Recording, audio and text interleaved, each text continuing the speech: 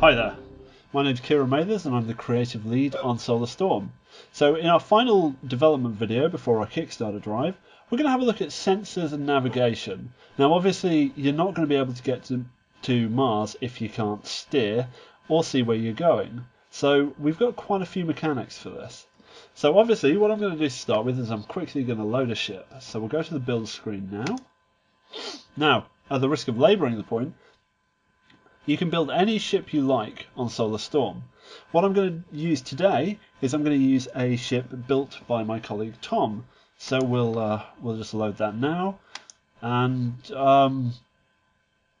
what the hell is that? Did he build that? Yeah, so you can build whatever ship you like on Solar Storm apparently. Okay.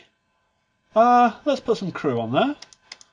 And yeah, then we'll launch the good ship. Well, I call it the good ship. Anyway.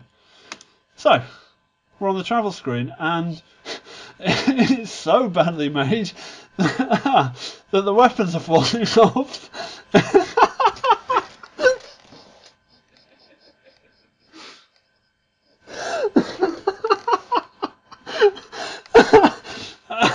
Quiet, no one noticed.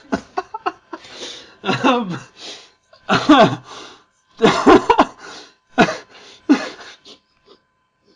supposed to be that way. It's fine.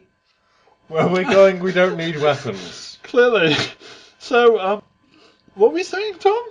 So, anyway, yes, navigation. Because clearly we can't be doing combat today, can we?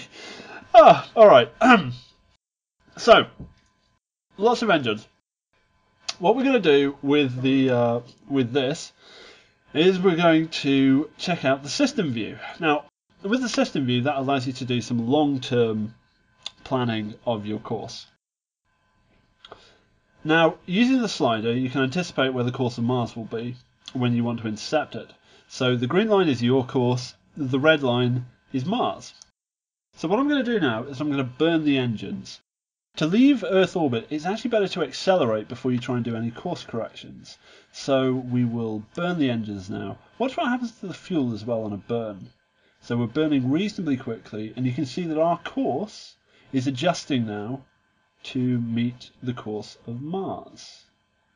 There you go. Now obviously we've got a lot of engines, so we can manoeuvre pretty quickly. So I'll leave that one there, and yeah, so we're going to manoeuvre into the course of Mars when we get to about here. Obviously when you get a bit closer to Mars, it's best to save a little bit of fuel so you can do some quick manoeuvring just to make sure you make the intercept course.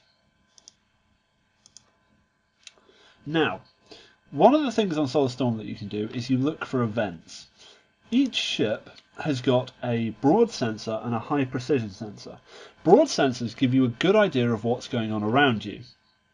So obviously here you can see 1, 2, 3, 4, 5, 6 different events. Now if you click on these you get a very broad, no pun intended, description of what each of them does.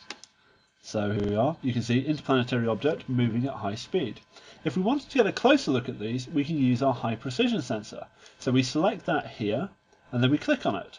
And, well, there you go. It turns out that this one is a sensor ghost. There's a lot of sensor ghosts in STS-96 because, well, honestly, space is really, really big, and so it's quite hard to get good sensor resolution on stuff. Now, as you can currently see, the high precision sensor is now recharging. Once that's recharged, we can use it again to find out what's coming. For the time being though, all I can do is while I'm flying my course is I can just sit and watch and guess what's going to do and if I want to avoid it. So I can obviously make maneuvers to get out of the way of objects which I think are dangerous. This one is another sensor ghost, and so on and so on. Now each of these events has got a different outcome. Sensor ghosts obviously don't exist, but you may run into things such as enemy ships or stellar phenomena such as meteorites or micrometeorites or gas clouds or ionized clouds of gas. Space is big, but actually quite a dangerous place. And this is the basic method of how you get to Mars.